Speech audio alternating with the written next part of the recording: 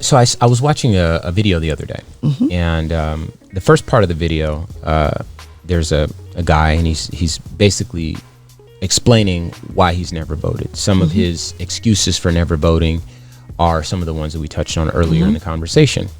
You know, no matter what I do, no matter who I vote for, neither one of these people have been in my neighborhood. They don't know me. I feel very divorced from the whole entire political process. I would not take the time off from working to make actual money that does, you know, fortify my life against all of the perils that I could potentially encounter to engage in a political system that has forgotten me almost entirely. What would you say to the person who has that mindset with respect to voting?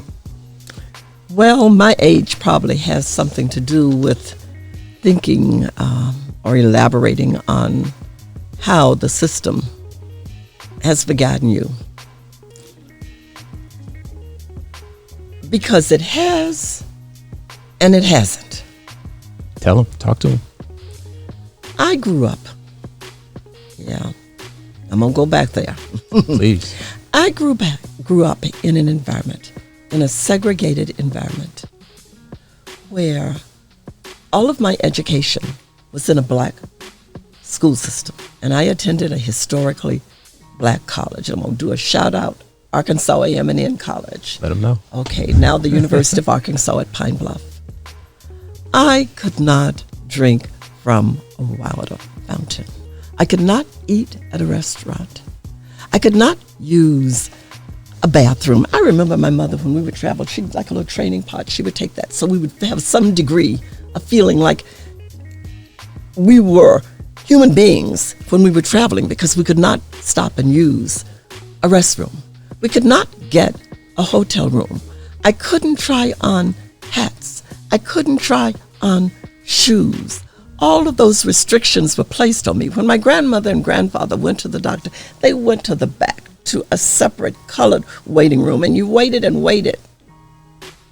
And at one point, when it was the whites were further down and you had blacks, you could see the whites going and coming out and going and coming out. There was a separate floor at the hospital. The black doctor could not practice at the hospital, so you had to go to a white doctor at that point. If you went to the movie, you had to sit up in the balcony. If you rode on the bus, you had to sit at the back. And if a white person came on, you had to get up and relinquish your seats. That's the way it was. In your life? Right now. You can drink from a water fountain. You can eat at a restaurant. You can use a bathroom. You can get a hotel room. There are so many things. It's not all right. Don't get it twisted. I am not saying that we are where we need to be. But there were steps taken. I was a sophomore in college when Dr. King was killed. So I was there when the Panthers were that, when SNCC was involved. I want to make sure people know that these things happen to you in your lifetime. In my lifetime. And the other thing that amazes me, Ramses, is this. What's that? And I know time is important. There are people who are my age who are wearing sheets. They're out there right now, 72 years old, and they were wearing sheets. Now they've taken the sheets off now. Got badges now. They've got badges now. Yes, they do.